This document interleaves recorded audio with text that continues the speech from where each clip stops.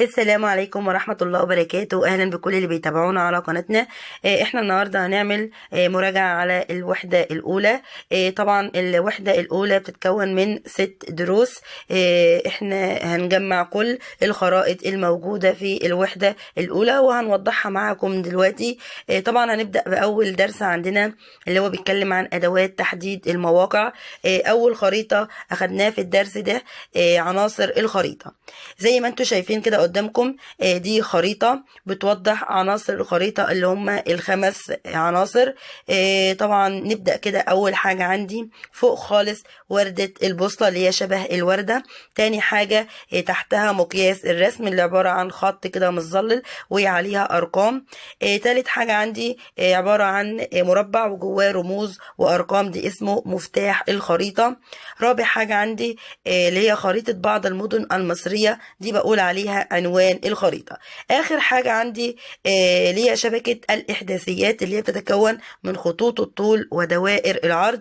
يعني الخط اللي لونه أخضر ده اسمه خطوط الطول، والخط اللي لونه برتقالي دوائر العرض. الاتنين مع بعض شبكة الإحداثيات. يبقى احنا وضحنا 5 عناصر للخريطة اللي هي وردة البوصلة، مقياس الرسم، مفتاح الخريطة، عنوان الخريطة، شبكة الإحداثيات اللي هي بتتكون من خطوط الطول ودوائر العرض.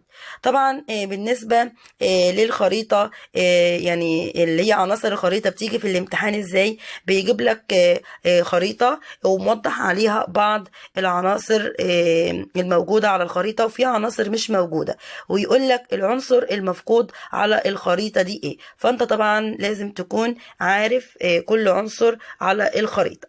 طب زي مثلا انا عندي خريطة دلوقتي وبيقول لك وضح لي عليها العناصر كلها اللي هم ال5 عناصر. يعني مثلا انا مرقمة عندك اهو.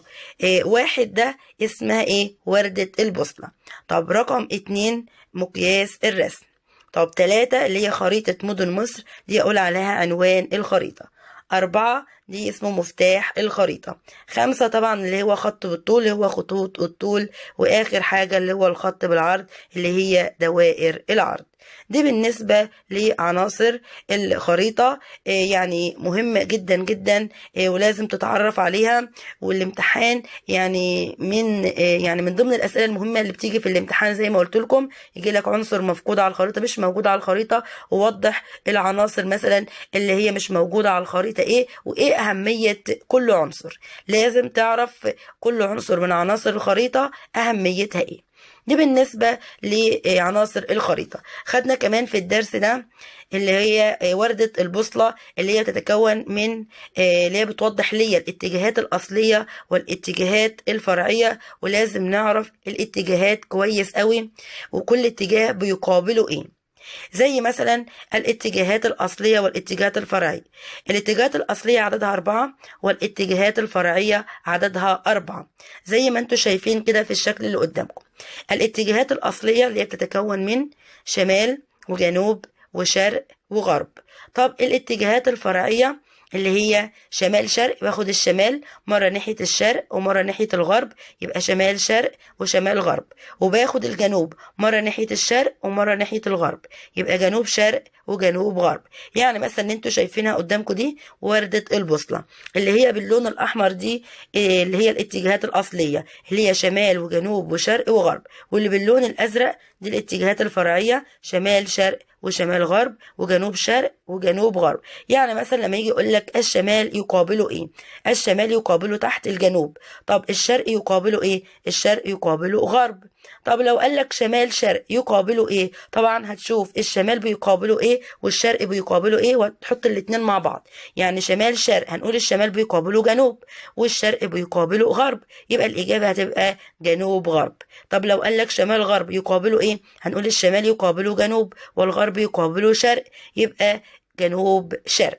كده يبقى لازم توضح الاتجاه وتشوف الاتجاه ده بيقابله ايه زي ما انا وضحتها دلوقتي. زي مثلا لو قلنا جنوب شرق يقابله ايه، هنقول الجنوب يقابله شمال والشرق يقابله غرب، هتبقى شمال غرب. طب لو جنوب غرب يقابله ايه؟ طبعا الجنوب يقابله شمال والغرب يقابله شرق، هتبقى شمال شرق. دي بالنسبة للاتجاهات الأصلية والفرعية، وكل اتجاه بيقابله ايه. طب دي بالنسبة لأول درس عندي، اللي احنا وضحنا عناصر الخريطة والاتجاهات الأصلية والاتجاهات الفرعية. تعالوا بقى معايا للخريطة اللي انتوا شايفينها قدامكم دي خريطة مهمة جدا جدا، لازم يعني طلاب سنة رابعة لازم يعرفوها كويس أوي. هنبدأ كده أول حاجة، دي خريطة مصر. خريطة مصر بعرف كل حاجة على خريطة مصر، الحاجات الأساسيات اللي لازم يعرفها الطالب على الخريطة. طب نبدأ كده، أنا مرقمها لكم. طب 1 فوق خالص ده البحر المتوسط، 2 البحر الأحمر، 3 عندي ديت اللي هي قناة السويس. طب 4 موجود عندك دي اللي هو تحت خالص اللي هي الصحراء الشرقية. 5 الصحراء الغربية. طب 6 شبه جزيرة سيناء. 7 الدلتا. 8 خليج العقبة. 9 خليج السويس. 10 دولة السودان. 11 دولة ليبيا. 12 نهر النيل. دي بالنسبة للأساسيات الموجودة على خريطة مصر. وطبعا قلنا حدود مصر اللي هي الشمال والجنوب والشرق والغرب. لو قالك مصر شمالها ايه هنقول البحر المتوسط، جنوبها دولة السودان، شرقها البحر الأحمر، غربها دولة ليبيا. لازم تعرف حدود مصر كويس قوي. اللي ما بيجيلك في الامتحان يقولك مصر يحيط بها يابس وماء. ايوه طبعا صح، اليابس زي دولتين ليبيا والسودان اللي هم من ناحية الجنوب والغرب، والماء من ناحية الشمال والشرق اللي هو البحر المتوسط والبحر الأحمر. طب بالنسبة أنا جايبه لكم دلوقتي تطبيق على الخريطة اللي فاتت. خريطة صماء مش عليها أي بيانات خالص، عليها أرقام، وهنوضح الأرقام الموجودة على الخريطة. زي مثلا 1 على الخريطة دي بيسمى البحر المتوسط. طب 2 البحر الأحمر. 3 منطقة زراعية دي بتسمى الدلتا. طب 4 الصحراء الشرقية. 5 الصحراء الغربية. 6 شبه جزيرة سيناء. 7 نهر النيل. 8 خليج العقبة. 9 خليج السويس. 10 قناة السويس. 11 دولة ليبيا. 12 دولة السودان. دي الأساسيات الموجودة على خريطة مصر، لازم كلنا نعرفها، لازم الطالب يتعرف عليها كويس قوي لأنها هتقابله في الوحدات اللي بعد كده. فالخريطة دي شاملة كل حاجة. الطالب يشوف الخريطة ويجيب خريطة صماء فاضية ويبدأ يوضح أو يوقع بإيده الأرقام اللي أنا كاتباها دلوقتي. يجيب خريطة ويكتب، يشوفها الأول البيانات الموجودة عليها، وبعد كده يمسحها ويوضحها هو بإيده علشان يعني تثبت عنده الخريطة دي اسمها خريطة ايه؟ خريطة مصر. طب احنا وضحنا دلوقتي بالنسبة للخرايط. في عندي كمان خريطة اللي هي خريطة العالم، زي ما انتوا شايفين كده قدامكم، اللي هو الدرس اللي كان بيتكلم عن موقع مصر بالنسبة لليابس والماء. خريطة العالم ان العالم بيتكون عندي من يابس وماء. اليابس اللي هي بتتمثل في القارات، والماء بيتمثل في المحيطات. وانا عندي 7 قارات بتنقسم الى قارات عالم قديم وقارات عالم جديد، وعندي 5 محيطات. هنبدأ أول حاجة بالقارات، أنا موضحها بالأرقام على الخريطة اللي هو باللون الأحمر دي القارات. هنبدأ أول رقم اللي هو 1 آسيا، 2 أفريقيا، 3 أوروبا، دي قارات العالم القديم. طب 4 أمريكا الشمالية، 5 أمريكا الجنوبية، عندك كمان 6 القارة القطبية الجنوبية، 7 قارة أستراليا، دي قارات العالم الجديد. ندخل على المحيطات اللي هي باللون الأسود. 1 المحيط الهادي، 2 المحيط الأطلسي أو الأطلنطي، 3 المحيط الهندي، 4 المحيط المتجمد الشمالي، 5 المحيط المتجمد الجنوبي. كده وضحنا خريطة العالم اللي هي بتتكون من القارات والمحيطات، 7 قارات و5 محيطات. ال7 قارات قلنا قارات عالم قديم وقارات عالم جديد. قارات العالم القديم 3 آسيا أفريقيا أوروبا. قارات العالم الجديد 4 أمريكا الشمالية أمريكا الجنوبية أستراليا القارة القطبية الجنوبية. المحيطات عندي 5 المحيط الهادي المحيط الأطلنطي المحيط الهندي المحيط المتجمد الجنوبي المحيط المتجمد الشمالي. كده وضحنا المحيطات والقارات على خريطة العالم. قلنا القارات بتمثل اللي هي اليابس، أما المحيطات بيمثل الماء. طبعا احنا دولة مصر بتقع في أي قارة من القارات اللي احنا أخدناها دلوقتي.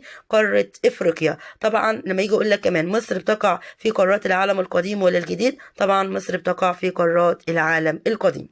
أنا جبت لكم دلوقتي تطبيق على خريطة العالم اللي هي القارات والمحيطات اللي احنا قلنا عليها دلوقتي، برضو هنوضحها على الخريطة.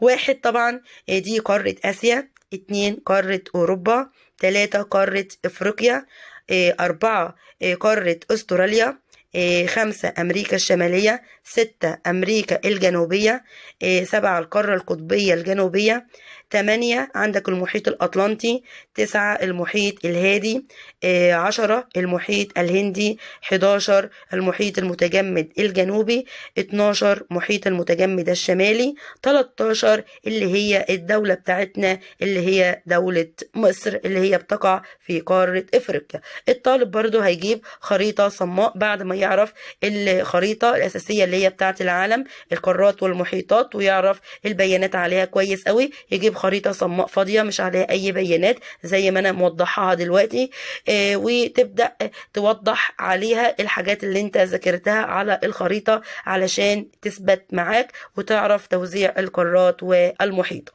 دي بالنسبة لخريطة العالم.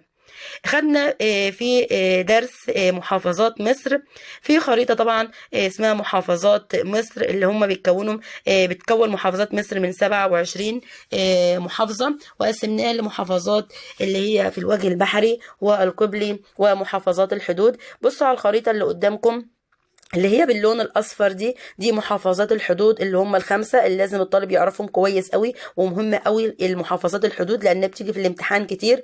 طبعا اول محافظتين فوق اللي هم في شبه جزيره سيناء شمال سيناء وجنوب سيناء، وعندك في الصحراء الغربيه بتوجد فوق محافظه مطروح وتحت محافظه الوادي الجديد، وفي الصحراء الشرقيه محافظه البحر الاحمر. طب اللون البرتقالي دي محافظات الوجه القبلي اللي هي محافظه الجيزه والفيوم وبني سويف والمنيا واسيوط وسوهاج وقنا والأقصر وأسوان. اللي باللون الأخضر دي محافظات الوجه البحري اللي هم 13 محافظة. عندك طبعا القاهرة والقليوبية والمنوفية والشرقية والإسماعيلية والسويس، وعندك بورسعيد ودمياط والدقهلية والغربية وكفر الشيخ والبحيرة والإسكندرية.